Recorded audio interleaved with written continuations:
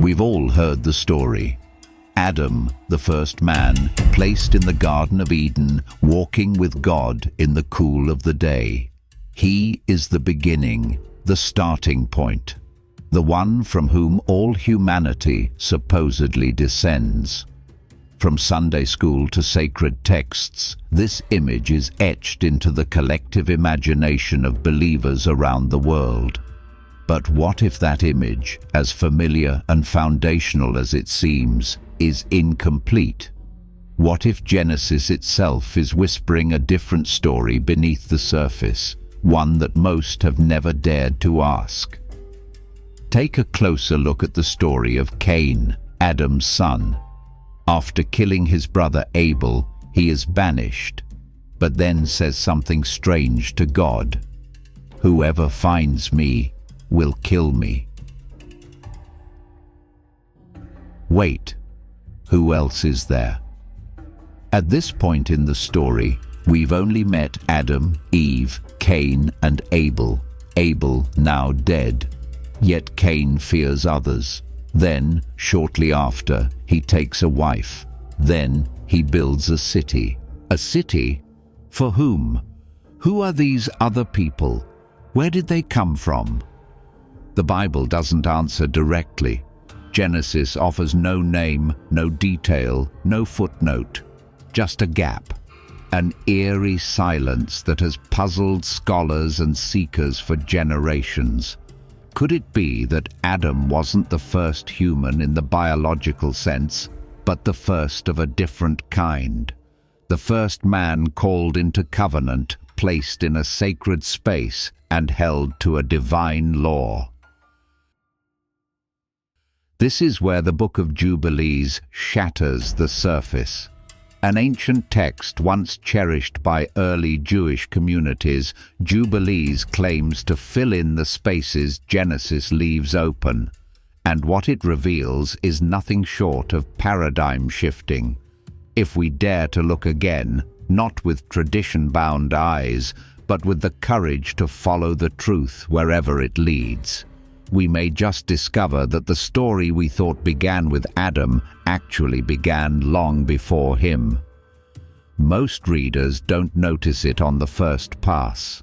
Genesis begins like a sweeping cosmic overture: light, land, sea, stars, creatures, and finally, humankind.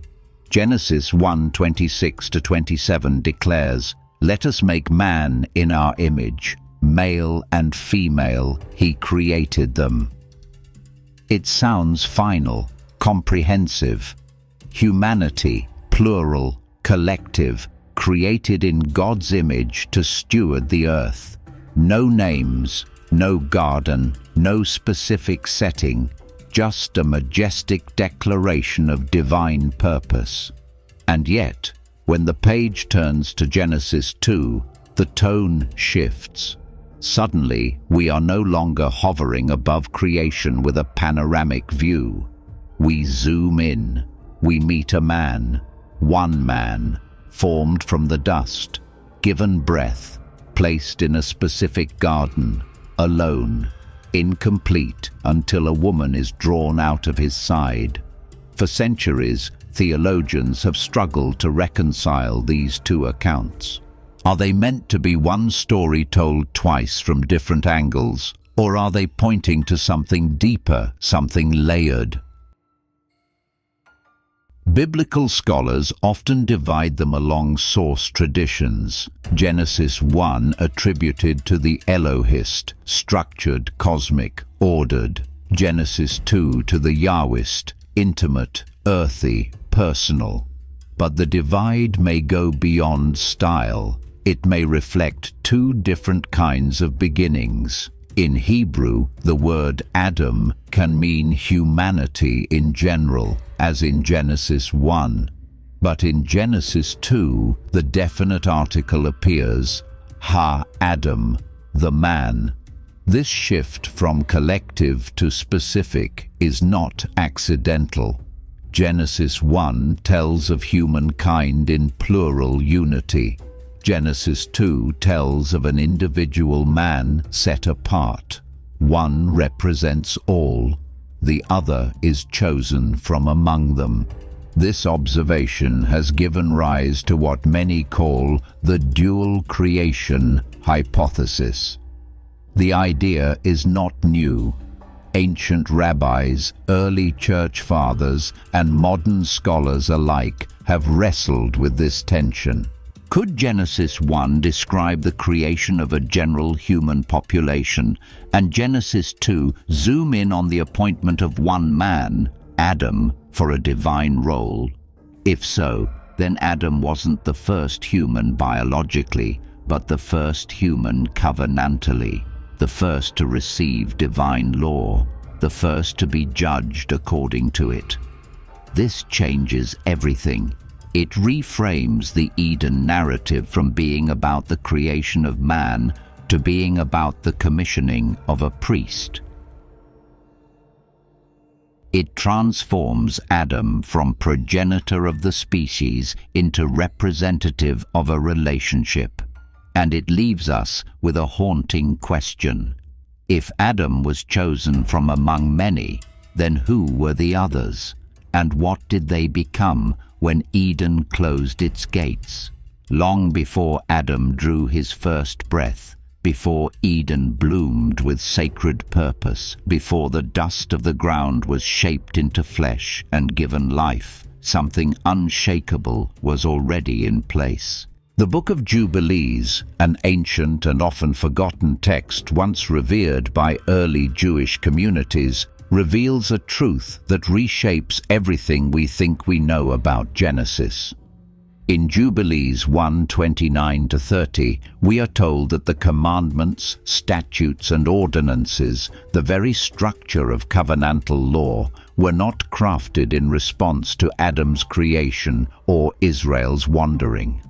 They were written on heavenly tablets before the foundation of the world. They existed in eternity, recorded in the divine realm as part of God's original order. This law was not reactive. It was not an afterthought or a cultural accommodation. It was not introduced at Sinai as a temporary framework for a desert people.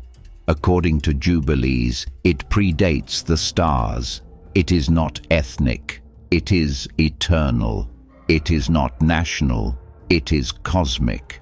And that changes everything. If the law was written before time, then Adam was not created and then given a law. He was born into a reality where the law already reigned. The commandments were not imposed upon him. They were the atmosphere into which he awoke. This completely overturns a widely held belief that law began with Moses. The traditional view sees Sinai as the birth of divine legislation. But Jubilees calls us to look deeper. Sinai was not the beginning of law. It was its revelation to a specific people.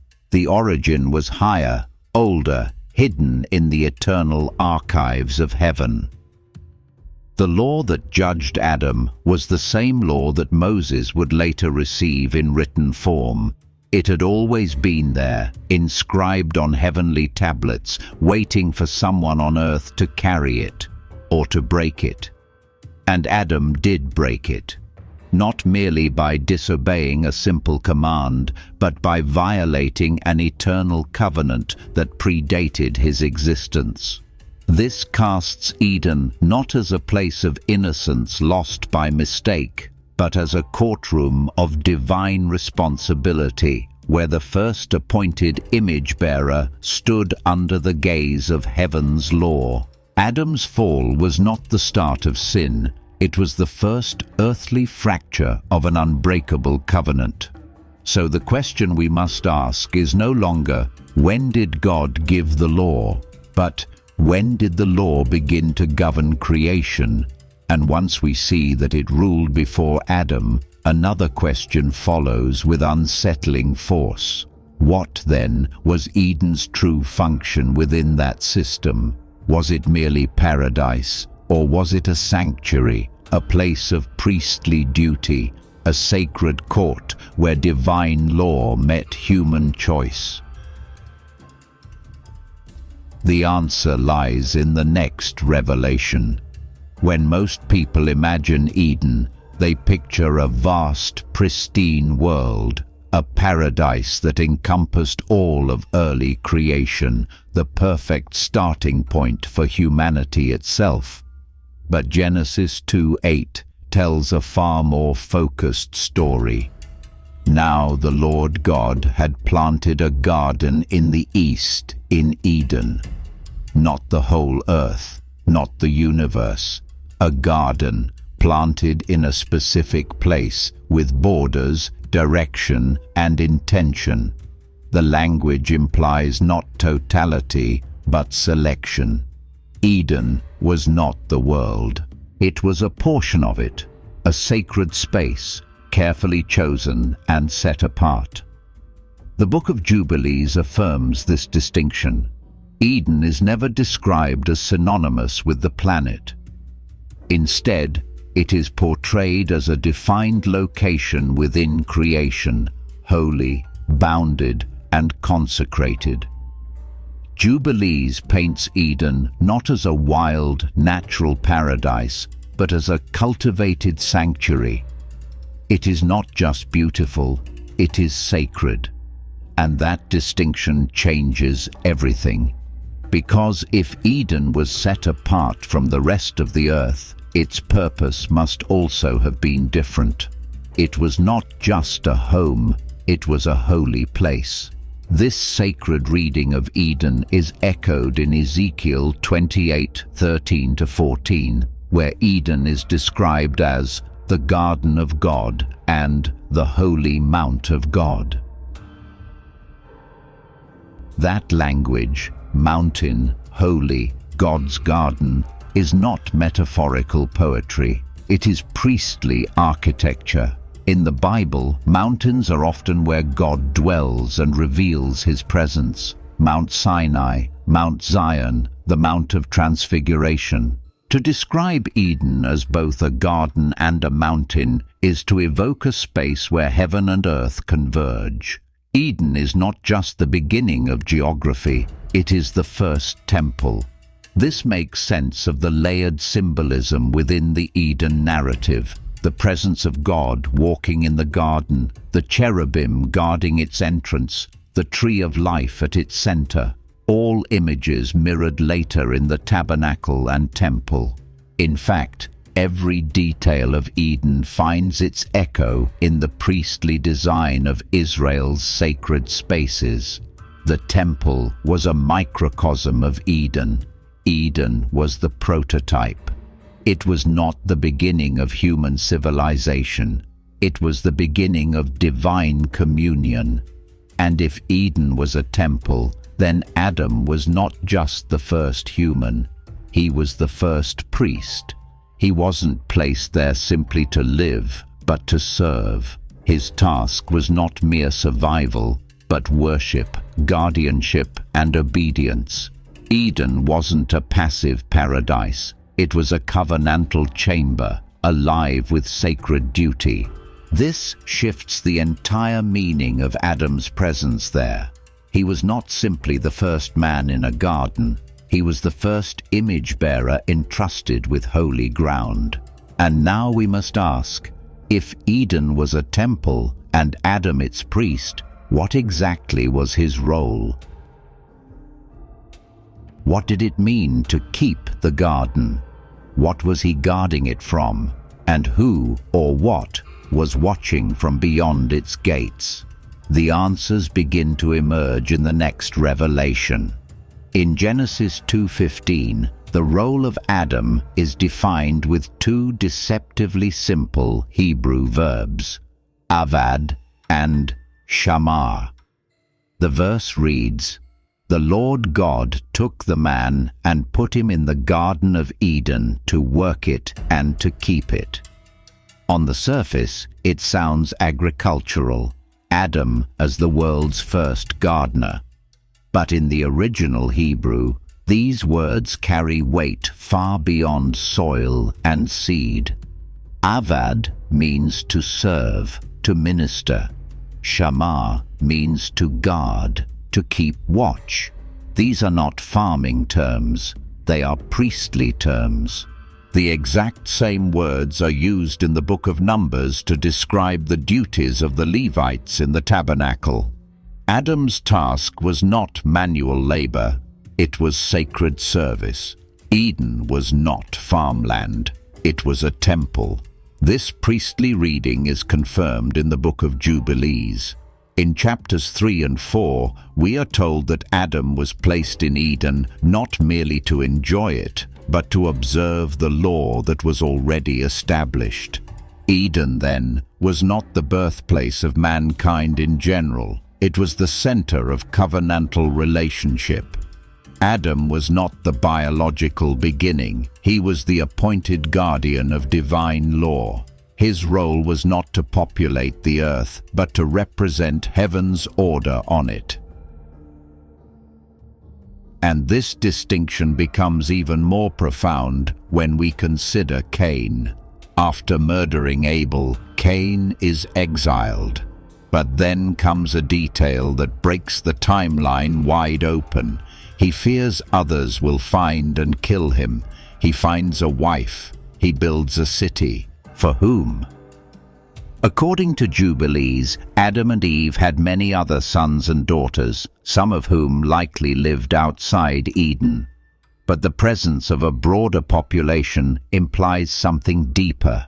There were others, possibly created under Genesis 1's mandate, who were never placed within the bounds of Edenic covenant. They were humanity, but not priesthood. In this light, Adam is not the first Homo sapiens. He is the first covenant keeper, or rather, the first one expected to keep it. He stands as the prototype of every later figure who would bear covenantal responsibility. Noah, chosen among a corrupt generation. Abraham, called out from among nations. Moses, lifted from among his people to receive the law. Each of them followed the same pattern. One man chosen to uphold what others neglected. Adam was the first in that line, the first to receive, the first to fail. His failure was not personal alone, it was federal. Like a high priest whose sin brings judgment on the people, Adam's disobedience echoed through generations. He was the first human to be measured against the eternal law. And when he fell not merely as a man, but as a priest who betrayed the covenant of the temple he was charged to guard. This is why the story of Adam is not simply about beginnings. It is about responsibility, about sacred trust, and about what happens when the first guardian lets go of the gate.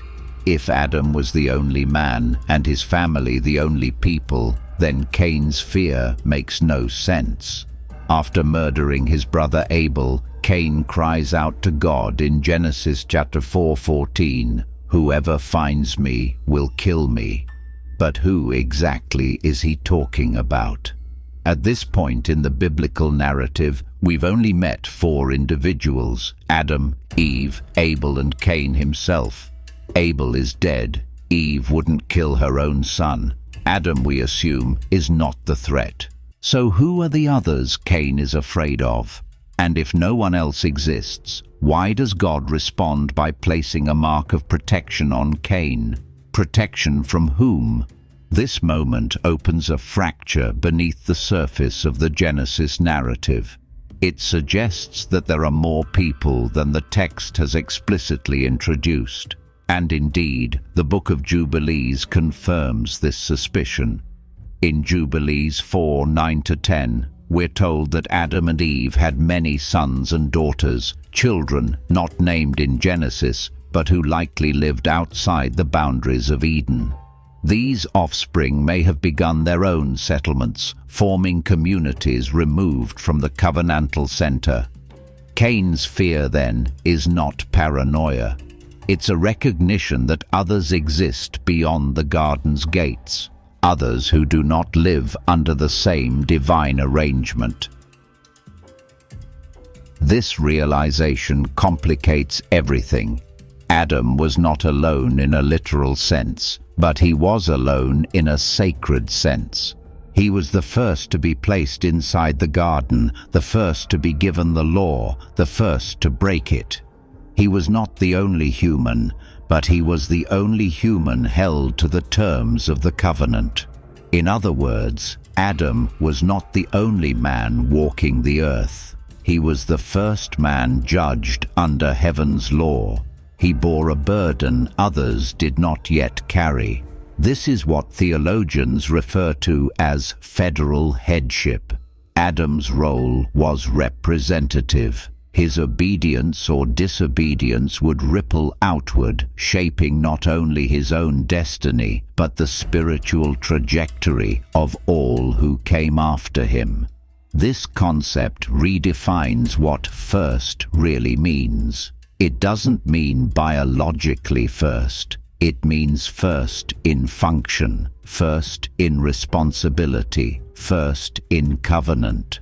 And when that first one failed, he failed not only as a man, but as the doorway through which sin would enter the world. So now, when we hear the word first, we must ask, first in what? Not life, not chronology, but holiness, judgment, covenant. And that kind of first comes with a weight no one else had carried before. In the Book of Jubilees, the story of Eden is not left vague or poetic. It is precise, legal, and terrifying in its clarity. In Jubilees 3:17-20, we are told that before Adam and Eve ever reached for the forbidden fruit, God gave them a direct commandment, explicit and binding. The text does not treat the command as a casual warning, but as a law. It is part of a covenant, a holy agreement with real consequences. Adam and Eve were instructed regarding the tree of knowledge with full awareness that disobedience would bring death, not as a natural consequence, but as a divine judgment. The tree was not a test of curiosity. It was a boundary line of covenantal order, and crossing it meant rebellion against heaven itself. This changes everything. In many Christian traditions, the fall is often framed as a moral failure, a lapse in judgment, an unfortunate mistake. But Jubilees presents something far more severe. Adam's act was not a stumble. It was a transgression, a legal term, a covenantal breach. He did not simply make a bad choice. He violated a law that had been written before time, etched into the heavenly tablets, sealed in the order of creation. He was the first to be entrusted with this law, and the first to break it. The fall, then, was not just the beginning of sin, it was the rupture of sacred structure. Adam had been placed in Eden as more than a man. He was a priest. His role was to guard the sanctuary, to keep the terms of the covenant, to preserve the boundary between the sacred and the profane. But instead of protecting that line, he crossed it. He allowed disorder to enter the holy place, and in doing so, he shattered the peace between heaven and earth. The tree of knowledge stood at the center of Eden, not just as a symbol, but as a point of legal gravity.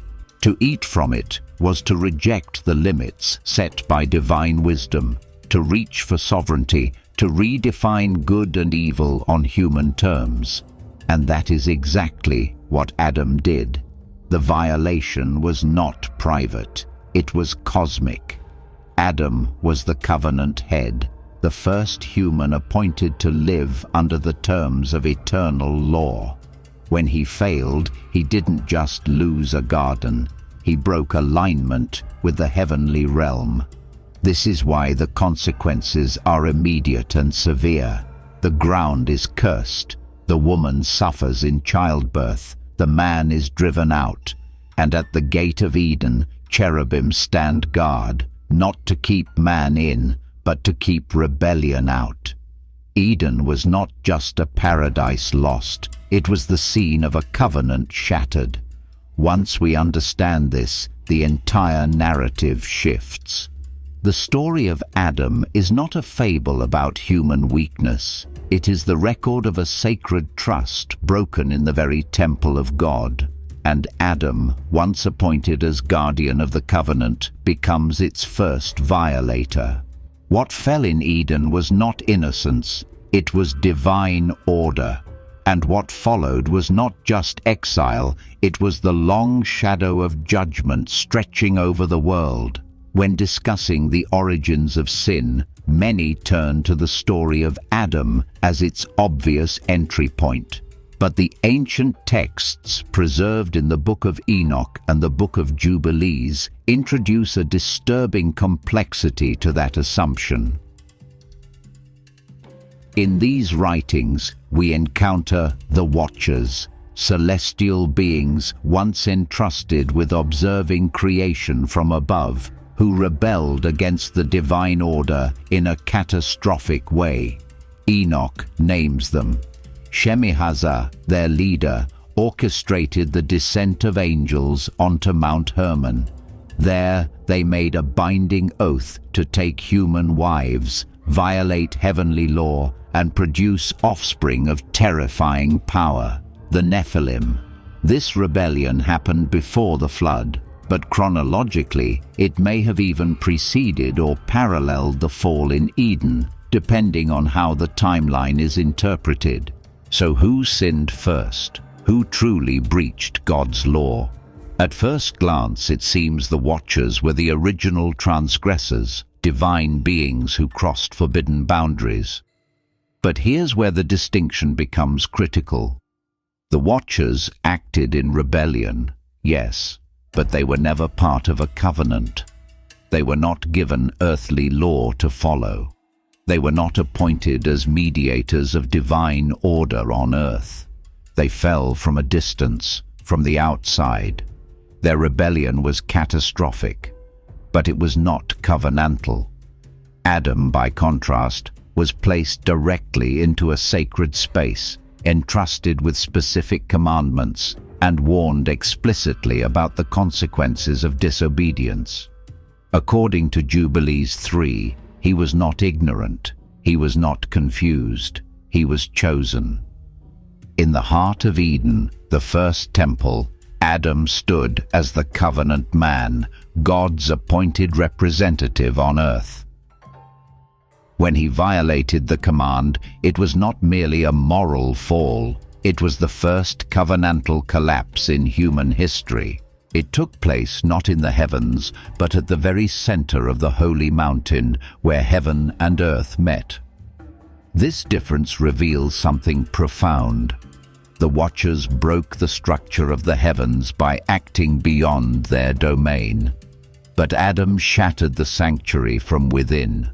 The Watchers are symbols of celestial rebellion, beings who overstepped their station. Adam is the symbol of priestly failure, one who was ordained, positioned and trusted, but still chose his own path.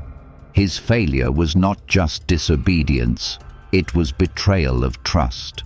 It was the collapse of sacred responsibility. And that is why the weight of Adam's sin is greater. He had proximity, privilege and purpose. He was warned, he was equipped, he was placed in covenant, and still he broke it. The Watchers fell as outsiders. Adam fell as the insider, the one who knew the cost and chose to bear it anyway. His sin echoed not just across Eden, but across all future covenant relationships: Noah, Abraham, Moses, Israel, and ultimately the Church. In this light, we must stop seeing the story of Eden as simply the first moment of sin and begin seeing it as the first moment of covenantal collapse. It's not just about the introduction of evil into the world, it's about the failure of a sacred trust. Adam becomes not just the father of humanity, but the prototype of covenant failure. And from that pattern, a question emerges. What kind of man would be needed to succeed where the first priest failed? Who could stand inside the holy place and keep the covenant perfectly when even Adam could not? That question sets the stage for the arrival of the last Adam. But before redemption comes, the weight of Adam's fall must be fully understood, for it is not a fall from innocence, but a fall from responsibility. Adam's sin was not just personal, it was priestly, covenantal, and inherited. That's what Paul makes clear in Romans 5:12-19. He does not describe Adam simply as the first human, but as the federal head of all who came after him. Through one man sin entered the world, and death through sin, and in this way death came to all people, because all sinned. This is not a poetic metaphor. It is a legal, spiritual principle. Adam was appointed to stand before God not only for himself, but on behalf of humanity. When he broke the covenant, he didn't just fall, he took his entire line down with him. This is the meaning of federal headship. One man's decision, when made under divine representation, has implications beyond himself.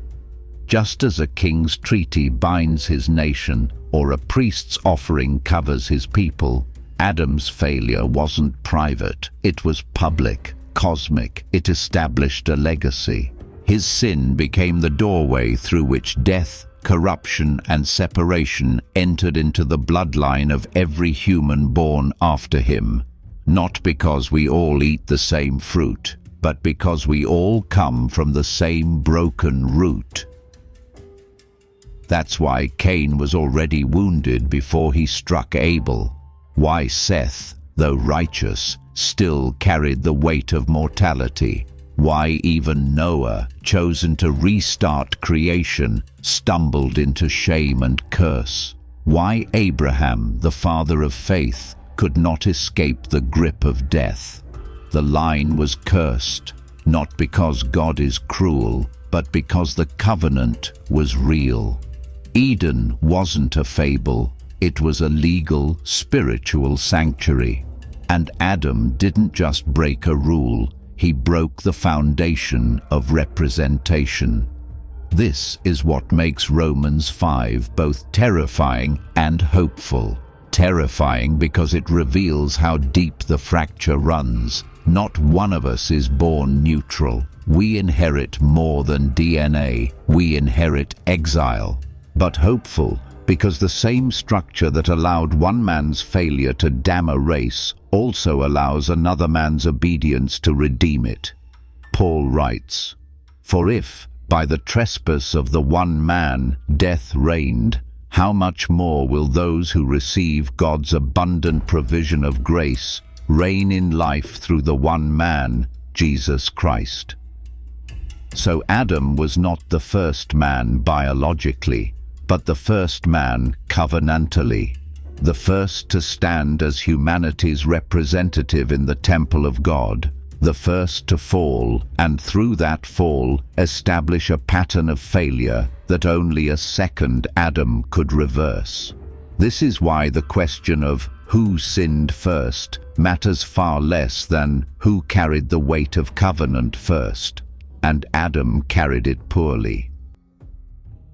His choice in Eden wasn't just about knowledge, it was about allegiance, about choosing self over the sacred, autonomy over trust, appetite over obedience. And because of that breach, every human since has walked beneath the shadow of that choice, longing for a way back to the tree of life, but bound by a curse we didn't choose yet fully bear. It's not just Eden that was lost, it was the place of right standing. And until a better covenant is cut by a better representative, the inheritance of death remains our native ground. It may surprise us to hear it, but Eden was never described as a valley, it was a mountain.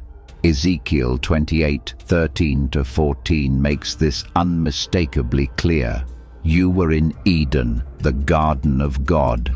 You were on the holy mountain of God. This changes everything. Eden was not just a fertile grove for human delight. It was the mountain of divine presence, the same archetype later echoed in Sinai, Zion, and the Mount of Transfiguration. In ancient theology, mountains were not just geological features, they were cosmic locations, elevated thresholds where heaven touched earth, portals of judgment, thrones of fire. And Eden, from the very beginning, was such a place. The Book of Jubilees silently confirms this. Though it doesn't repeat the word mountain explicitly, it speaks of Eden as the center of divine activity. It is a bounded, sacred space where the sons of God, the heavenly host, once walked. This was no private garden. It was a throne room, a covenantal sanctuary. And Adam was not just enjoying paradise, he was standing in the middle of a courtroom. When he was placed in Eden, he was not placed alone. He stood under the gaze of the divine council.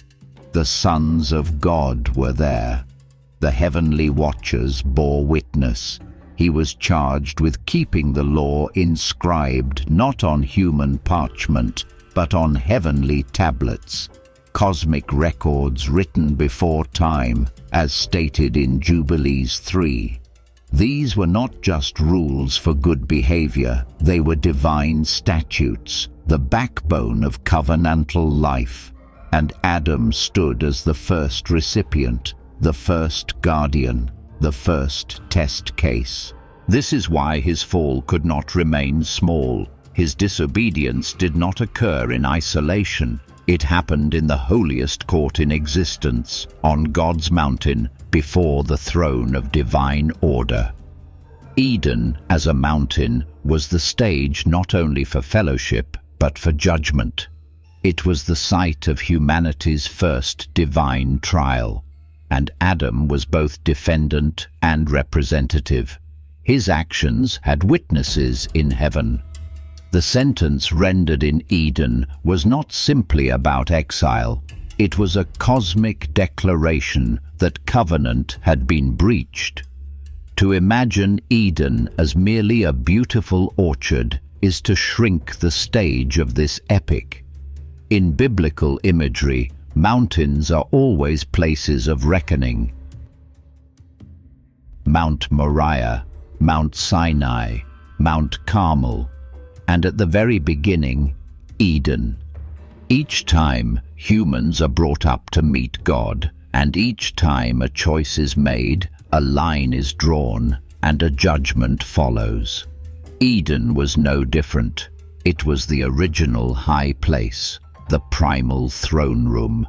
And it was here, not later in history, that humanity was first weighed on the scales of divine justice. So what happened in Eden was not a slip in a garden. It was a rupture at the summit, a fracture in the place closest to heaven. The more we understand Eden as a mountain of God, a sanctuary temple where the divine law was housed, where Adam stood among spiritual witnesses, the more we tremble at what he lost.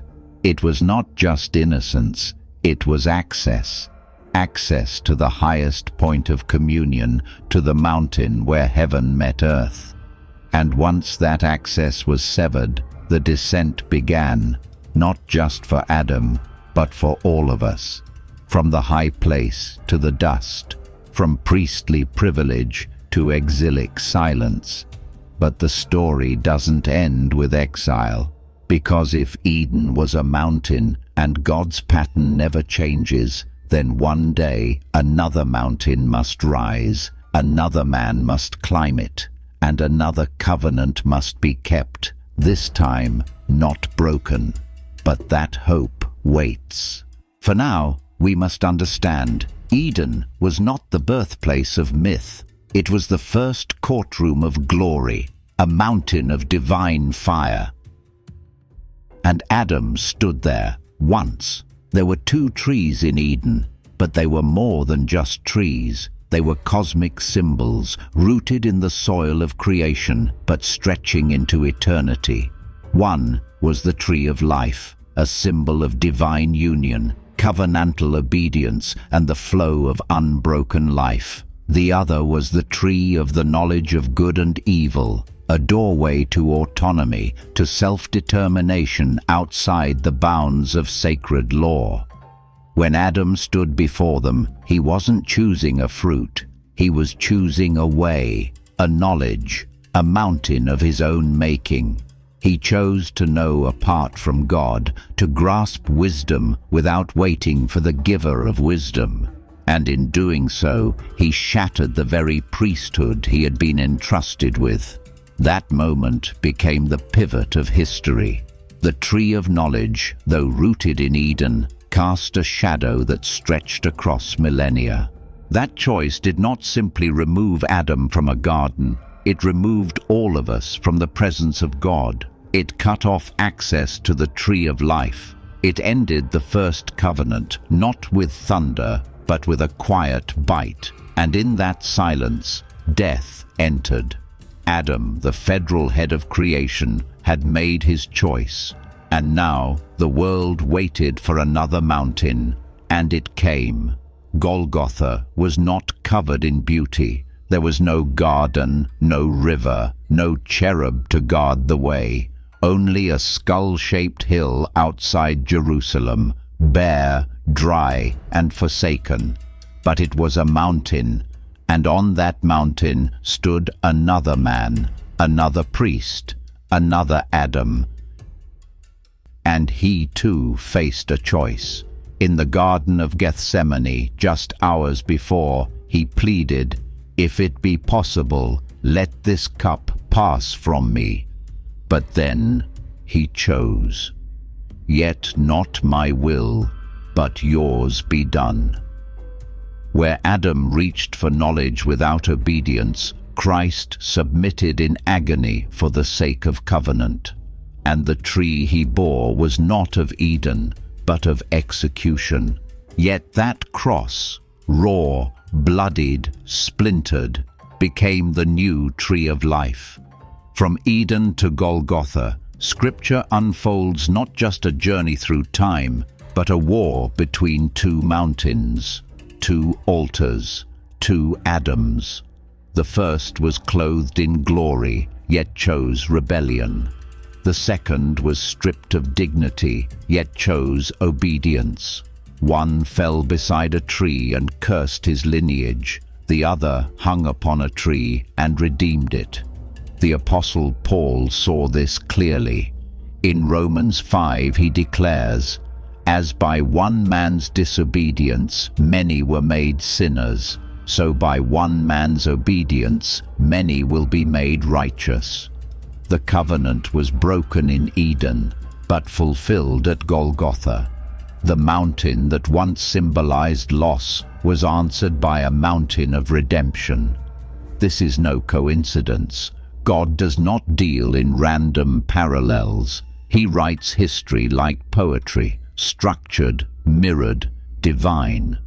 Eden and Golgotha are not accidents of geography. They are deliberate stages of covenantal drama. The wood of the cross is not just an instrument of death, it is the reversal of the first tree. The obedience of Christ is not just admirable, it is cosmic restoration. So when we think of the fall, we must always think of the mountain. And when we think of the cross, we must remember the garden. 2 trees, 2 covenants, 2 choices that determined the fate of the world. One brought death to all, the other opened the gate to life again. You were not born just to survive history. You were born to walk the covenant that shaped it. You are not a product of biological chance, nor a distant echo of ancient failure. You are an image bearer, crafted not merely in flesh, but in calling. Adam was not the beginning of humanity. He was the first to be given a sacred role, a divine entrustment, a place within the covenantal order of heaven and earth. And though he failed, his fall was not the end. It was the first tremor in a story that still longs for its fulfillment. The Book of Jubilees does not contradict Genesis. It completes it. It shows that Adam was not just placed in a garden, but into a divine administration, a temple, a mountain, a court of eternal law. His role was not simply to name animals or tend plants. He was called to guard sacred space, to uphold covenant law that had already been inscribed in heaven before he was even formed from dust. His failure, then, was not just disobedience, it was betrayal of a cosmic order. But you were not meant to live beneath the weight of his failure. Romans tells us that through the sin of one man, death entered the world. But through the obedience of one, life is restored. Christ is not simply a redeemer of sin. He is the restorer of covenant. The last Adam, as Paul calls him, does not replace the first, but fulfills what the first abandoned. Where Adam lost communion, Christ reopens it. Where Adam rejected the tree of life, Christ becomes it. And where Adam hid from God's presence, Christ tears the veil so we may enter boldly. You were not meant to just exist in the wreckage of Eden. You were meant to rise in the renewal of Golgotha.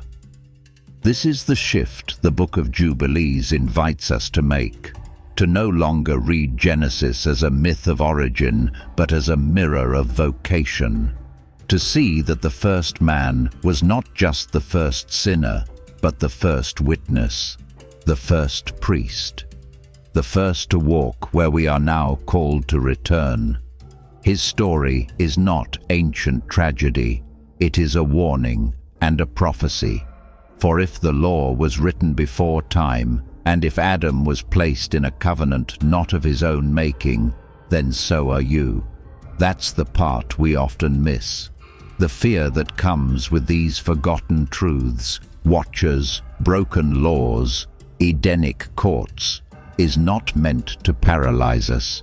It's meant to awaken us, to remind us that we do not live in a universe of random error, but in a story still governed by covenant. And you, right now, are still part of it. Not by bloodline, not by nationality, not by ritual, but by calling. You are not merely invited to admire the covenant from afar, you are summoned to walk it, to live it, to restore what was lost. The very image of God that was fractured in Eden is now being reformed in those who choose to live under the law of Christ, not a law of condemnation, but of restoration, not legalism, but loyalty, not rules on stone, but truth inscribed on hearts. So ask yourself, what would it mean if your life wasn't random? What if the very breath in your lungs is a continuation of the calling first breathed into Adam? What if Eden was never just about him, but about you? Jubilees reveals what Genesis hints at, that before the fall there was a covenant, and after the fall there remains a promise. The last Adam has come, not just to save, but to invite us back into the life Adam abandoned. You were not meant to just exist. You were meant to walk the covenant, to carry the image, to guard the sacred. To know that before the world began, there was a law written in heaven, and your name was already in its story. So read Genesis again, but this time with the eyes of Jubilees. See not just the beginning of sin, but the beginning of responsibility. And then read yourself into it, not as a spectator, but as one who was always meant to rise where Adam fell.